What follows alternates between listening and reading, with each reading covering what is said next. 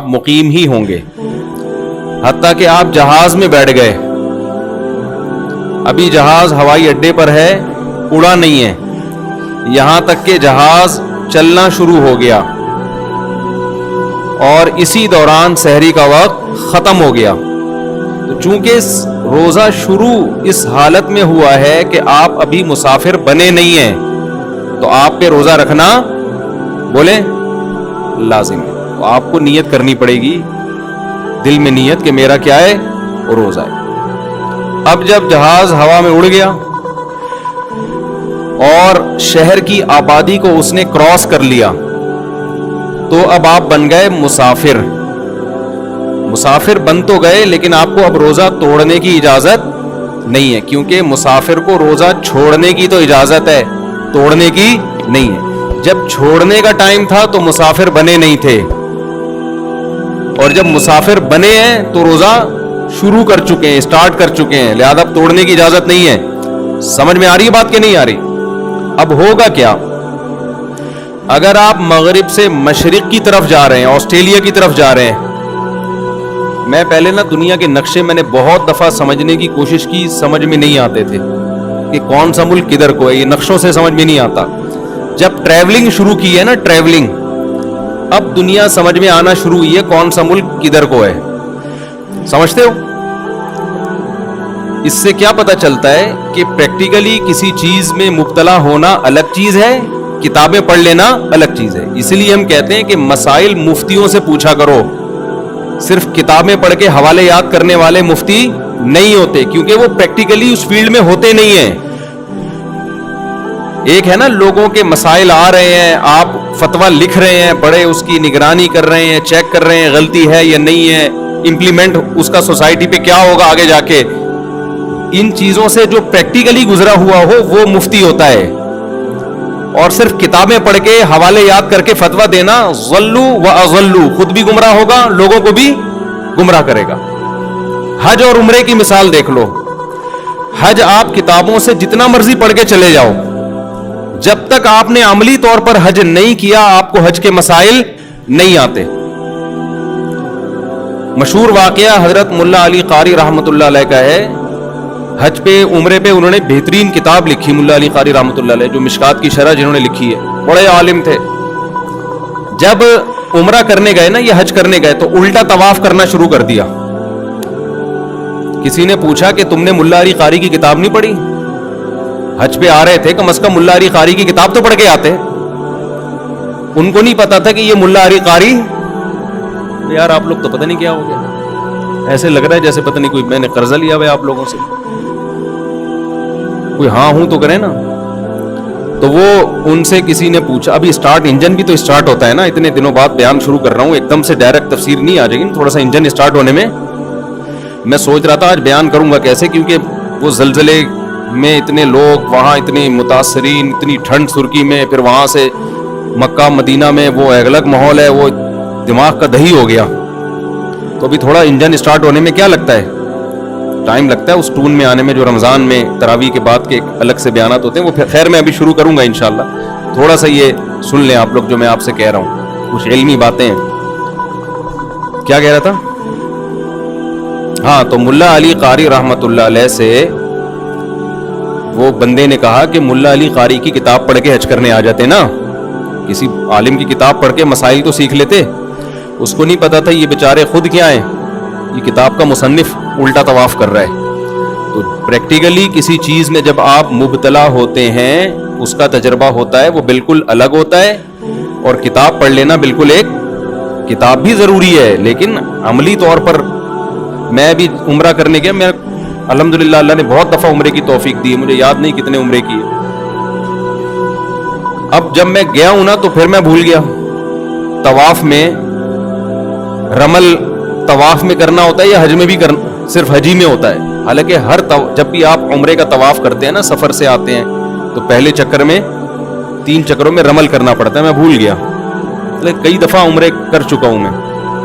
اب میں پریشان کہ یار وہ بھول گیا. پھر اجتباء 3 چکروں میں کرنا ہے یا 7 چکر میں, وہ نہیں جو دائیں کندھا خالی رکھتے. پھر میں نے تحقیق کی دوبارہ. اب کوئی مجھے دیکھ رہا تھا, کہتا ہے یار اس مولوی کو دیکھو, اتنی دفعہ عمرے کر چکا ہے اور اب کیا کر رہا ہے, دوبارہ عمرے کے مسائل سیکھ رہا ہے.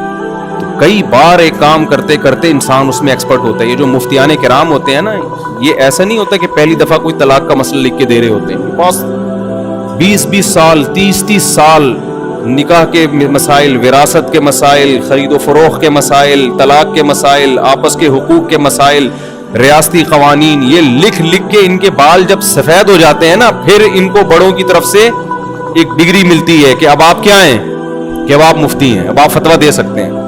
ہمارے ہاں پتھر اٹھاؤ, کوئی نہ کوئی اسکالر نکل رہا ہے اور وہ مفتی بنا ہوا ہے, اور جو گمراہی پھیلائی جا رہی ہے اللہ کی پناہ.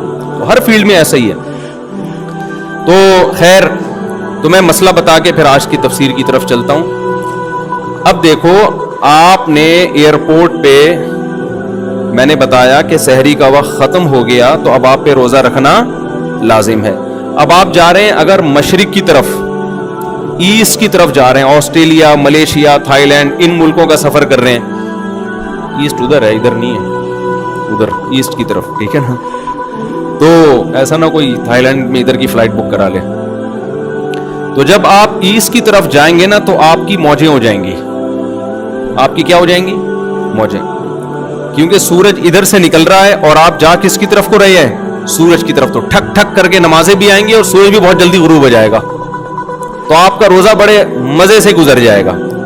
لیکن اگر آپ کو کسی کی خدا نہ خواستہ کوئی لگ گئی ہے, کسی کی کوئی قرضہ ورزہ لیا ہوا تھا آپ نے, کسی نے کوئی دے نہیں رہا, آپ اس نے شاید رات کی تنہائیوں میں اٹھ کے کچھ آپ کے لیے مانگ لیا اللہ سے, تو پھر آپ کی فلائٹ ہوگی مغرب کی طرف, ٹھیک ہے.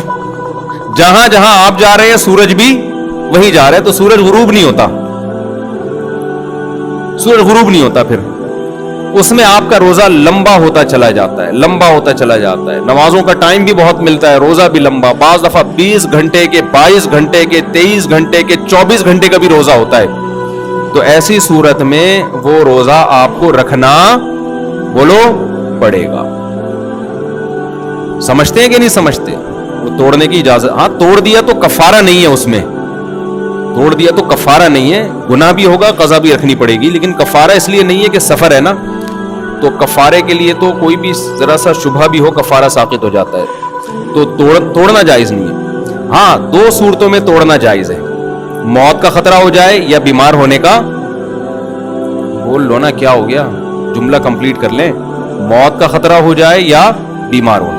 بیمار ہونے کا مطلب یہ کہ کوئی پین, تکلیف شروع, جیسے خالی پیٹ ہونے کی وجہ سے پیٹ میں پین شروع ہو گیا, درد شروع ہو گیا, یہ بھی ایک بیماری ہے. شوگر لیول اتنا ڈاؤن ہو گیا کہ شوگر کے پیشنٹ کے ساتھ تو بڑے مسائل ہوتے ہیں, چکر آنا شروع ہو گئے, یہ بھی بیماری ہے. خدا نخواستہ بے ہوش ہونے کا خطرہ ہو گیا, تو یہ بھی کیا ہے؟ بیماری ہے. پھر رہ گیا یہ گیا کہ بھوک اور پیاس برداشت نہیں ہو رہی, یہ بیماری نہیں ہے, یہ تو کسی سے بھی برداشت نہیں ہوتی, تبھی تو ہم کھاتے ہیں کہ بھوک برداشت نہیں ہوتی.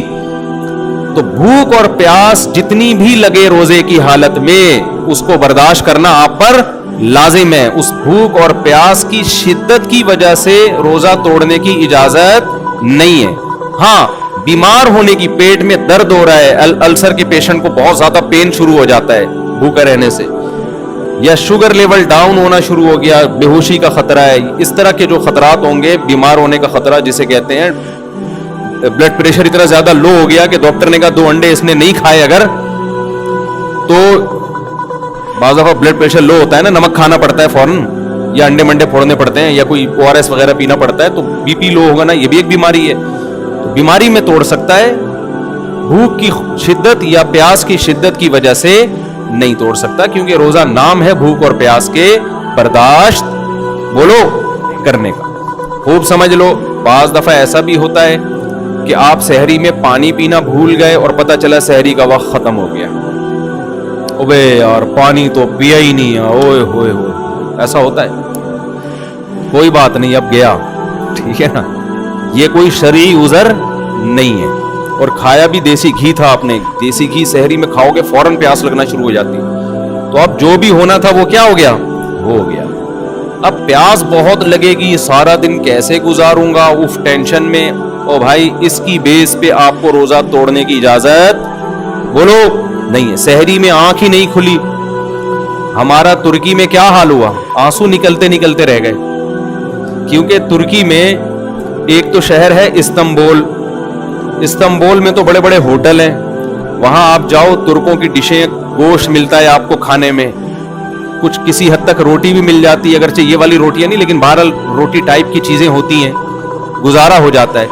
لیکن ہم ترکی میں گئے تھے شام کے بارڈر کی طرف, وہاں ان کا جو کھانا تھا وہ کھانا ہوتا تھا 2 برگر فائبر والے نہیں ہوتے جس میں فائبر چوکر, یہ جو ہم بکریوں کو کھلاتے ہیں نا, ابے بغیر چھنا آٹا جس کو کہتے ہیں وہ والا آٹا, اور وہ بھی گول گول پیڑے 2-3, جو بن نہیں ہوتا صبح بیکری سے جو ملتے ہیں بن, ایک تو وہ بن ہوتا ہے نا میدے کا, وہ میدے والا بن نہیں, عام بن, اور زیتون اور آملیٹ, اور اللہ آپ کا بھلا کرے